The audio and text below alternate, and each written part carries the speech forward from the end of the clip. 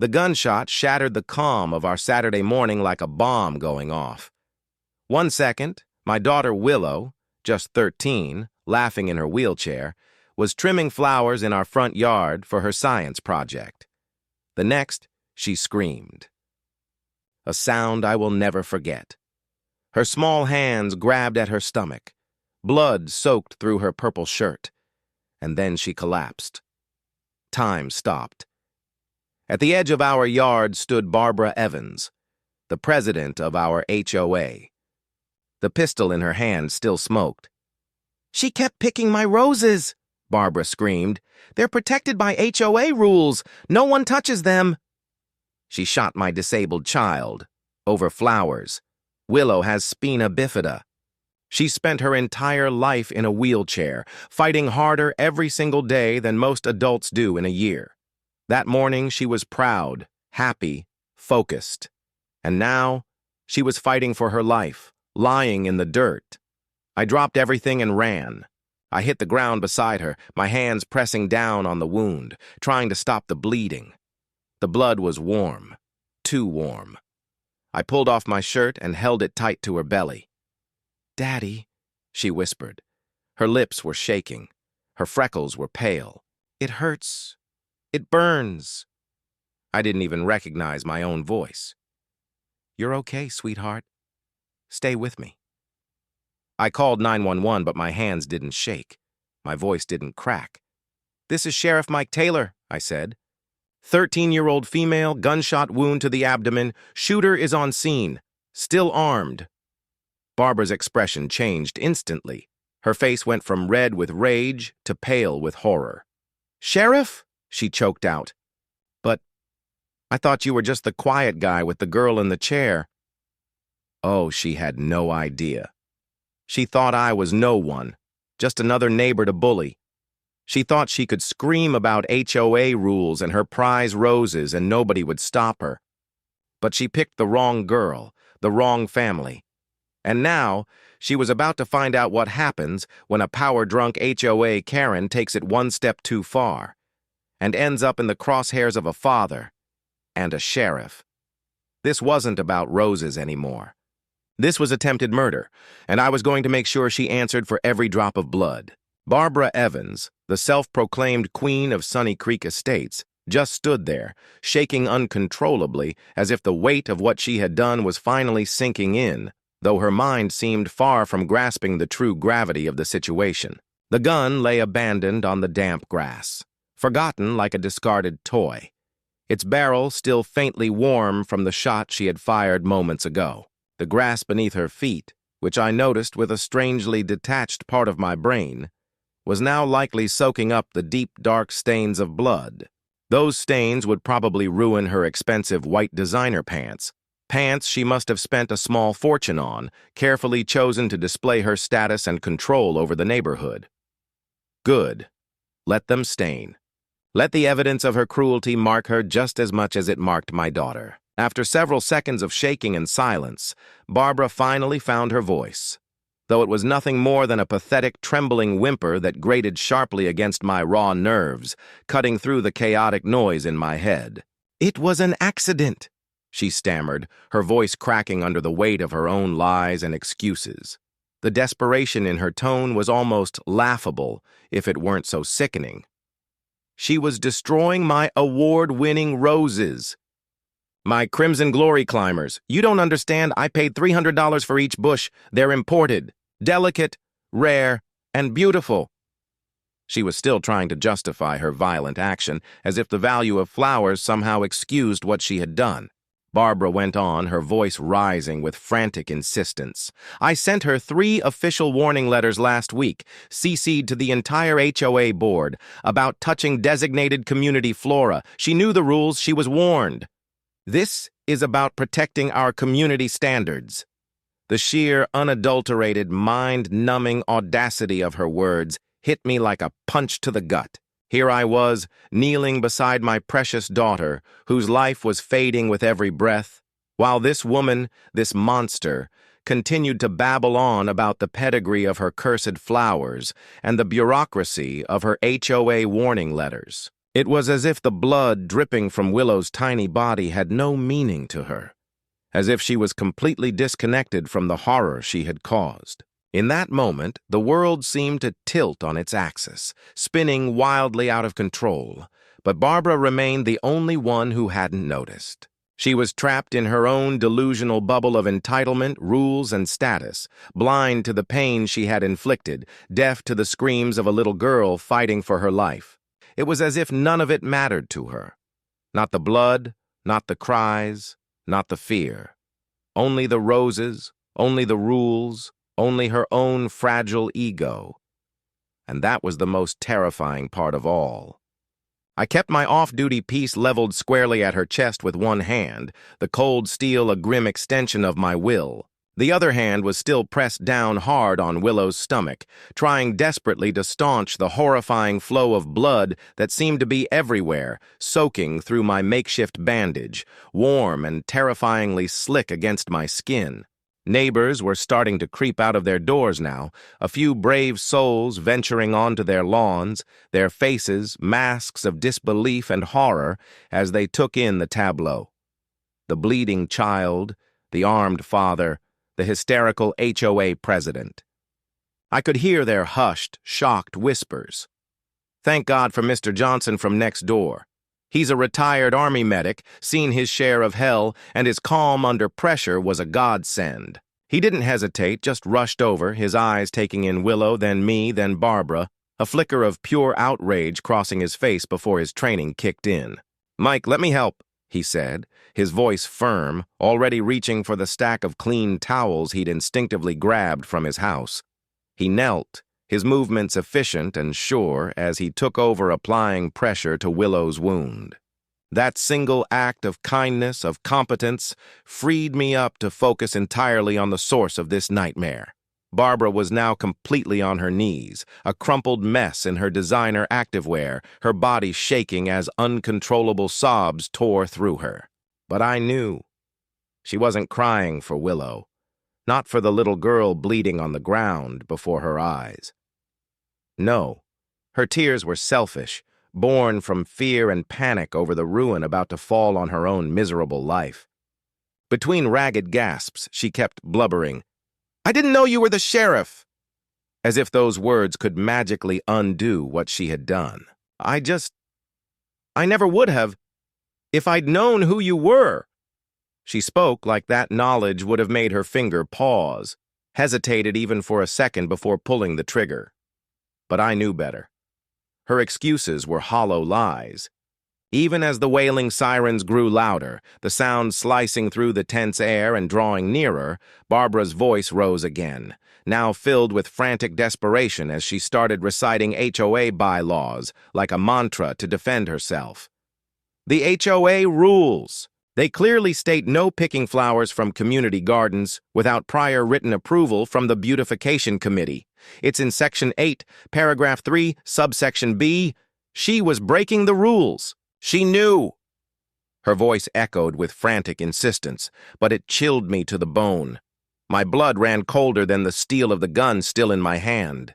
Even as the reality of her crime crashed down all around her, Barbara remained trapped in her narrow world, a world shaped entirely by her precious, self-important rulebook. Nothing else mattered to her but the twisted logic of her HOA authority.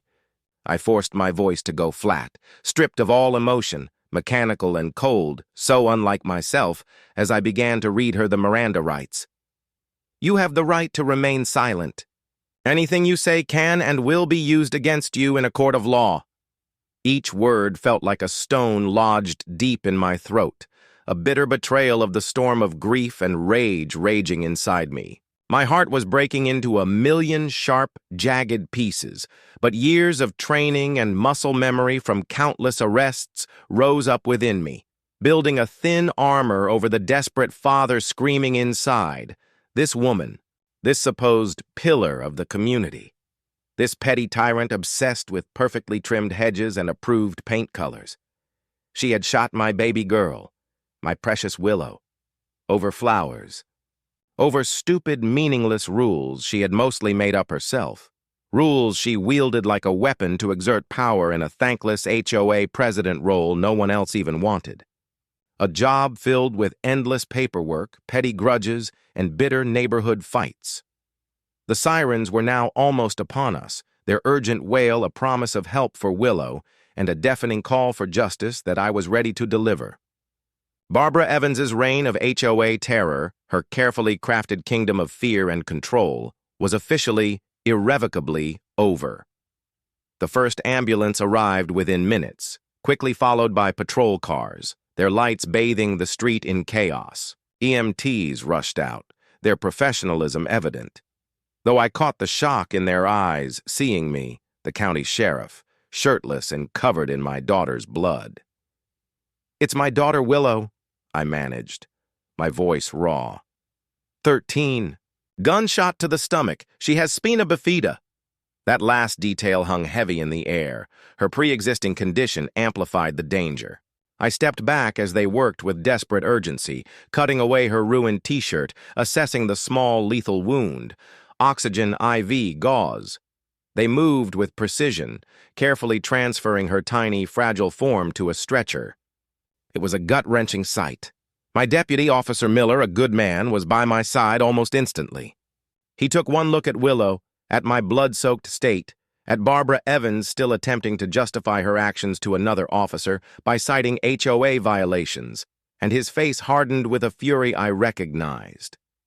"Sir," he said, his voice low and tight as he efficiently cuffed Barbara, her protests about HOA authority finally sputtering out. "Go with Willow. Be with your daughter. We'll handle everything here." His contempt for Barbara was unmistakable.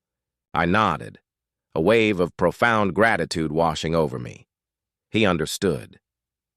The ambulance ride to the hospital was a surreal nightmare of beeping monitors and the hiss of Willow's oxygen mask.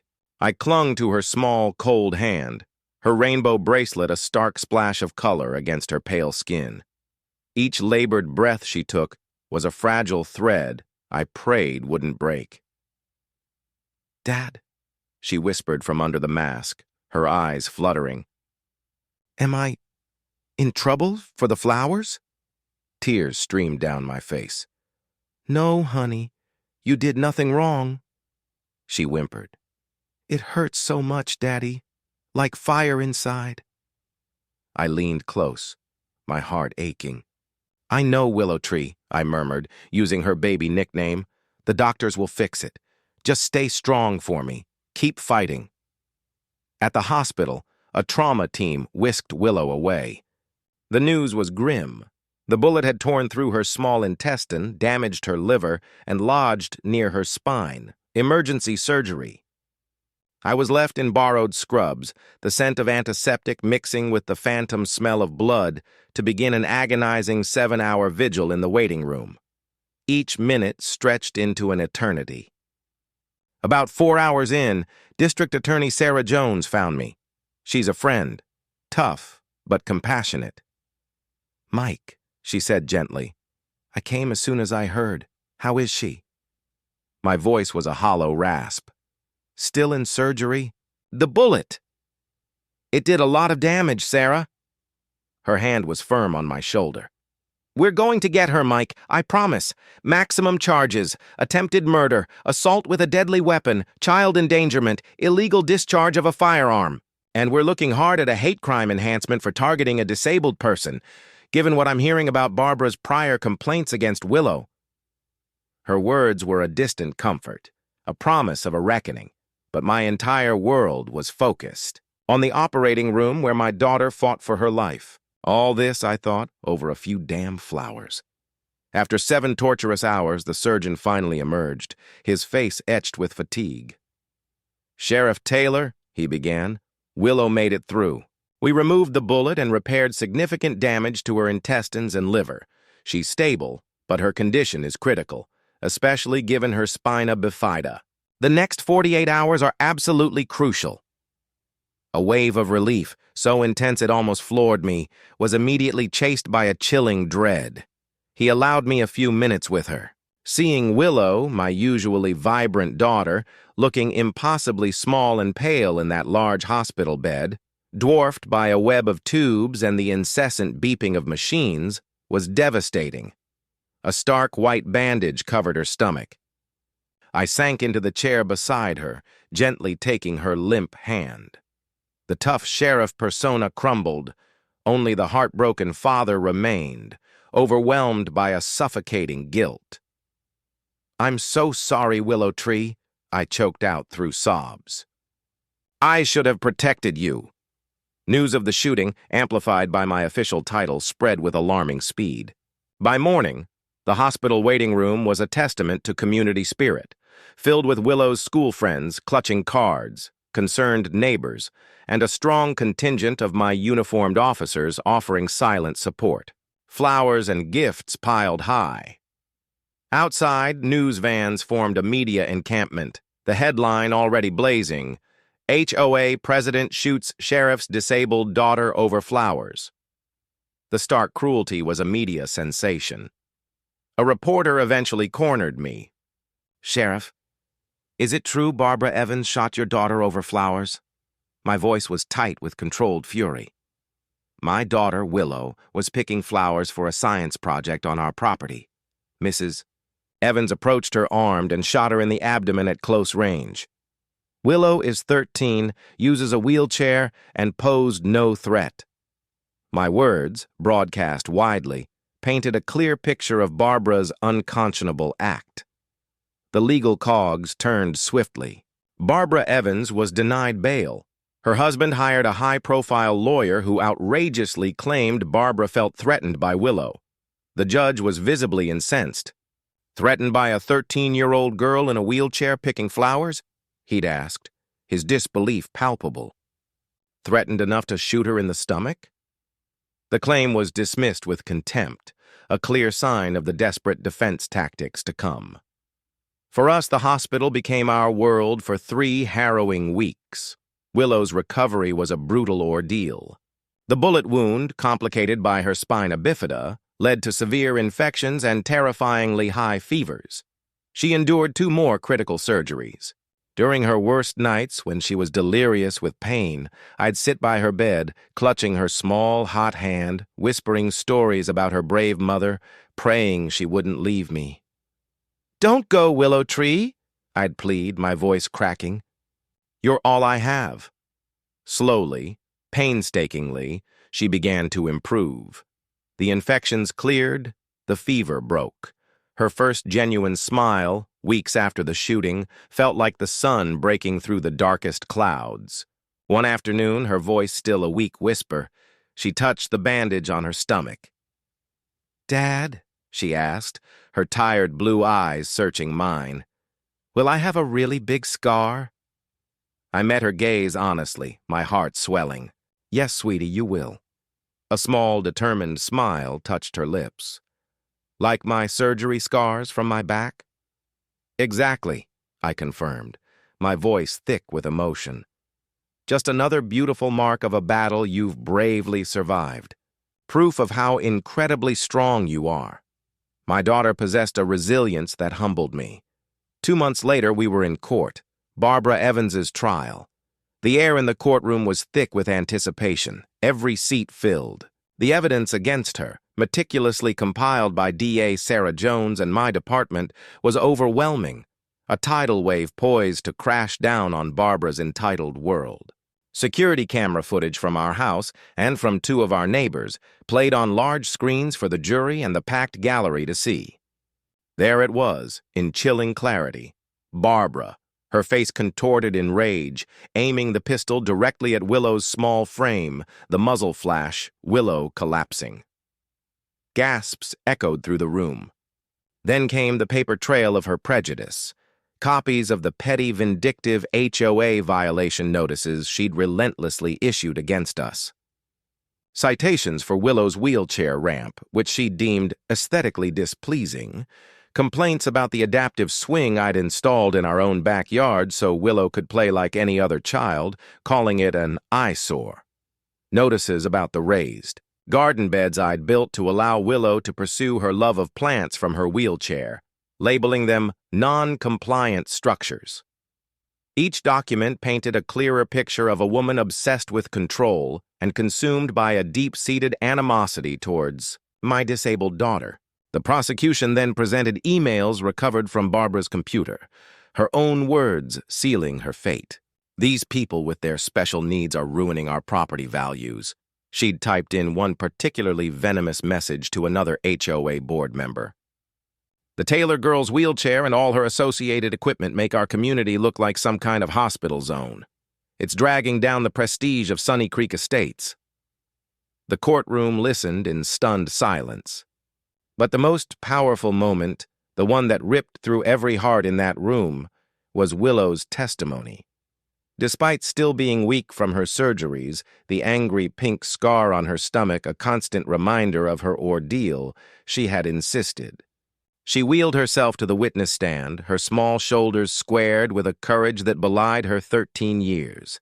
Her voice, though soft, was clear and unwavering as she recounted Barbara's previous hateful comments. "Mrs. Evans told me that disabled children shouldn't be allowed to live in Sunny Creek Estates," Willow testified, looking directly at the jury. "She said I made the neighborhood look bad and that I scared away potential home buyers with my chair."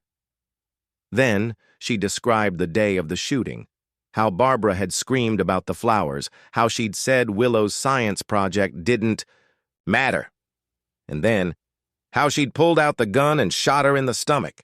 The courtroom held its breath as Willow, with a quiet dignity that shamed everyone present, carefully lifted the edge of her shirt just enough to show the fresh, vivid scar, the ugly price of Barbara's hatred. Barbara's expensive lawyer, the same smirking shark from the bail hearing, tried his best to discredit her, to paint Willow as somehow disrespectful or even threatening. Willow just looked at him, her gaze steady and calm, and delivered a blow that left him speechless. "Sir," she said, her voice ringing with an undeniable truth, "I've had 17 surgeries in my life because of my spina bifida. I've spent more time in hospitals than most people spend on vacation. I've been stared at, I've been excluded, and sometimes kids have been mean. But until Mrs. Evans, no one ever thought I deserved to be shot in the stomach for picking a few flowers." You could have heard a pin drop. The jury needed just 2 hours. Guilty on all charges: attempted murder, assault with a deadly weapon, child endangerment, illegal discharge of a firearm, and the hate crime enhancement stood. As they led a sobbing, broken Barbara away in handcuffs, she looked back at me, her eyes filled with a desperate, pathetic plea. "I didn't know you were the sheriff," she whispered, as if that was her final pitiful excuse. I met her gaze, my own voice cold as ice. "And I didn't know monsters lived in our neighborhood, Barbara. Now we both know." The judge, his face a mask of stern disapproval, looked directly at Barbara as he delivered the sentence. "You shot a disabled child in the stomach because she picked flowers from your precious garden," he stated, his voice resonating with quiet fury. "Your actions show a shocking, almost sociopathic disregard for human life, particularly the life of someone more vulnerable than yourself. This court finds that unforgivable. 9 years. 9 years in state prison. Justice finally had a voice." The day Willow finally came home from the hospital, our entire neighborhood was there, a sea of welcoming faces.